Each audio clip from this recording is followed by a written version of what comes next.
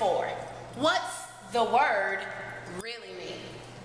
Now, in this lecture, we're going to be talking about a very important power standard. Now, at this point, you should have already been towards mastery or getting better at utilizing context clues to figure out words you don't know. So we're going to take that to the next level. Power standard 4 is dealing with that next level, where we literally determine the meaning, literal or underlining, of words and phrases that we don't know or we don't recognize in the text.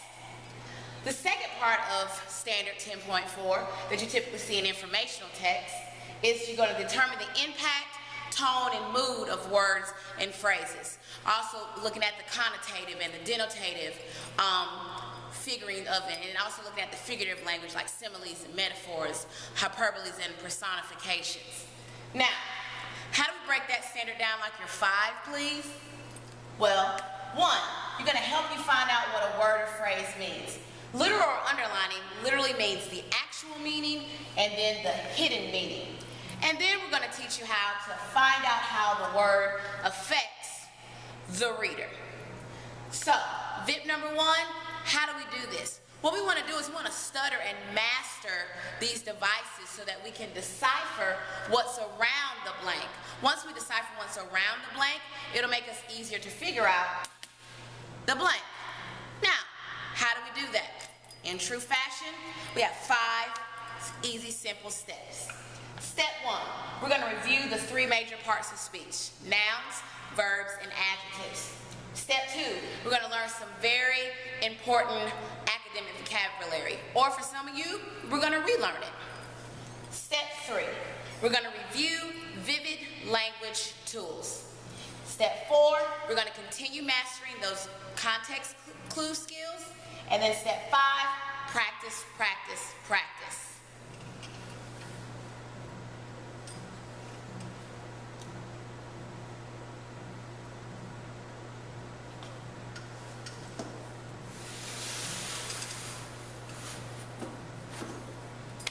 So, how number 1, reviewing the parts of speech. Why is this important? Well, 1, it helps you to understand how a word functions in a sentence. Every word has its own specific function. Why number 2? When you understand the function, you'll be a better, smoother reader. Reading will come more easier to you. You'll have less instances in which you're confused when you're reading something and come across a word that you don't know. So, let's talk about the 3 major parts of speech. So while there are 8 main parts of speech, we're only going to focus on 3 that typically most words have. Noun. A noun is a person, place, thing, or idea. A person. Easy. A place. Easy. Thing. Very easy. Idea. Also easy. An adjective describes or modifies a noun or another adjective. And then lastly, verb expresses action or state of being. Now, the best part about words is that sometimes one word, depending on how it's used in the sentence, can be either of these parts of speech. That's why it's important for us to understand the function. So let's look at an example. So, in this example, I'm using the word oil. So let's look at oil as it's used as a noun. The car needs a few quarts of oil. In this sentence, oil is a noun. It's a thing. Other nouns in the sentence include car and quarts. A thing, and a thing. Now, let's look at an adjective. Remember, an adjective describes or modifies a noun. This is an oil painting. In this sentence, painting is my noun. I'm using the word oil to describe what type of painting that it is. And then lastly, we have the verb. A verb expresses action or state of being. For example, expresses action. She jumped into the pool. He ran into the end zone. State of being. You are somebody. So let's look at this sentence. He wanted to oil the floors. He is my subject. He wanted to do something. What did he want to do? He wanted to oil the floors.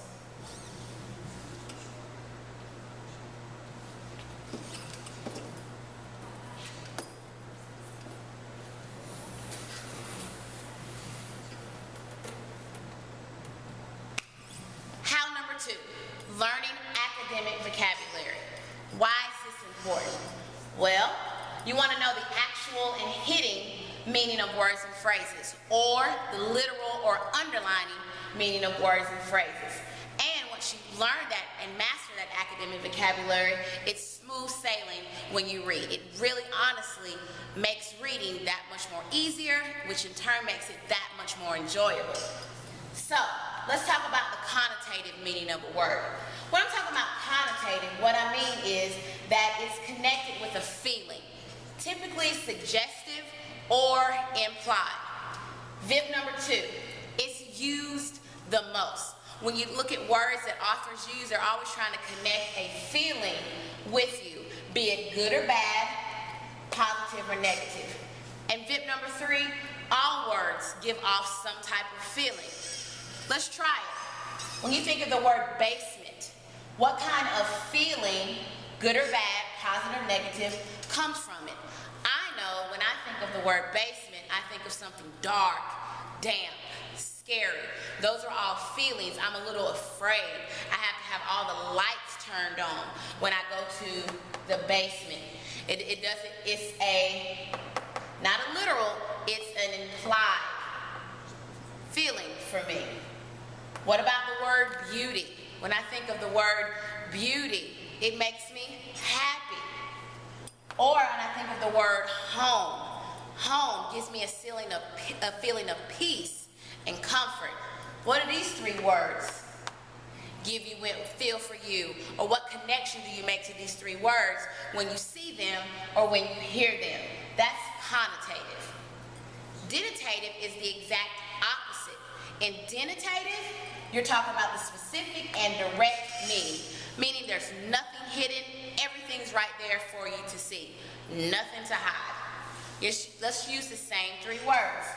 Basement. The direct meaning of a basement is a sub-area or a lower level in a house. That's the denotative direct definition. The denotative definition of beauty means something that is attractive or pretty. Home. The denotative definition is a place where people dwell. So, do you see why authors would try to make you want to make a connotative connection as opposed to a denotative? Denotative lacks emotions. Now, the big emotion junkie is the figurative language. Figurative language is not to be taken literally. VIP 4, it's meant to create imagery or pictures in your mind. It's used to evoke the most emotion out of you that it can. So, there typically are 6 types of figurative languages that authors use to evoke meaning, feeling from you. Simile, that's comparing 2 things using like or as. She is as busy as a bee. Automatically, I'm reading that, I realize that this female, a bee, buzzes. A bee goes really fast. A bee has a mission. So she's as busy as a bee. It created an imagery for me. Metaphor, that's where you're comparing 2 things without using like or as. You are what you eat. I'm comparing you to what you eat. So if you eat so, in my mind, that phrase is telling me, oh, if you eat healthy, you're going to be healthy. If you eat unhealthy, you are unhealthy. Personification. Personification is where you are taking something that's inhuman or not human and giving it human qualities. For example, my heart is thirsty for that noble toast. This is the line from Julius Shakespeare. In this line, William Shakespeare is personifying or giving human qualities to the heart. The heart is a vessel that takes in blood, so the heart is thirsty for that noble toast or a drink. So that means the person is really eager when I break the language down. Hyperbole. Hyperbole is an extreme exaggeration. My dog is as big as a house. Now, my dog really is not as big as a house, but in order to create a sense of imagery in the reader's mind, I had to describe something big to allow you to realize that my dog is overweight. Now, my actual dog is not overweight. This is just for example purposes. Sorry, Oscar. Next, we have idioms. Idioms are those phrases where you read it and it really doesn't make sense, but it's a common phrase. Like, it's raining cats and dogs. The other night, here, literally the bottom fell out. And it literally was raining cats and dogs. It felt like it was coming fast. It was big fat raindrops. It was raining cats and dogs. And then lastly, a cliche. A cliche is an overused expression. Like it was the hardest test in the world. Everybody says that. It's overused. Let's stop using it.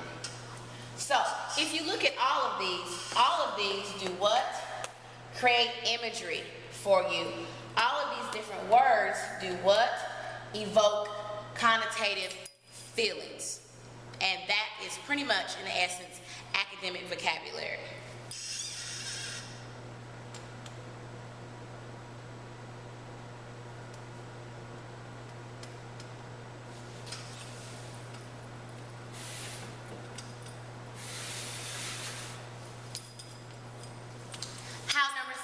The author's toolbox.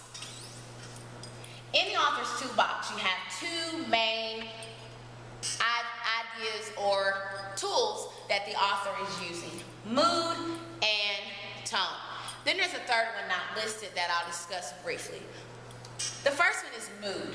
Mood is the feeling created in the reader or the listener of a text. So as you're reading something, you're going to create a mood. So the author is taking words, giving you the connotative or the feeling of that word in order to invoke a feeling within you. For example, you stared at me with cruel, angry looks. Automatically, that creates a mood of suspense and foreboding, or even a little bit of fear or intrigue. I'm interested. You're staring at me with cruel, angry looks. Look at the connotative meaning of cruel. That has a negative connotation or feeling when I think about it. Of course, angry has a negative connotation. So clearly, this mood is making me a little apprehensive or even scared about this line. Tone is the author's attitude or feeling he or she puts into the text.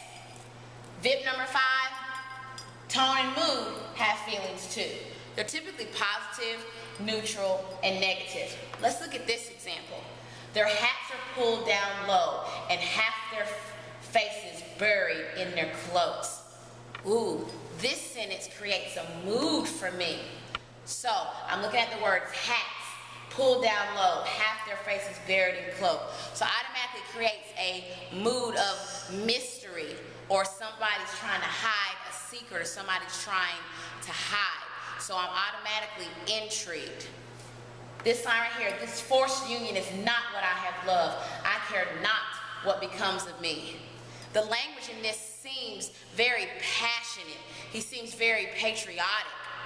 So the tone in this text is very almost negative.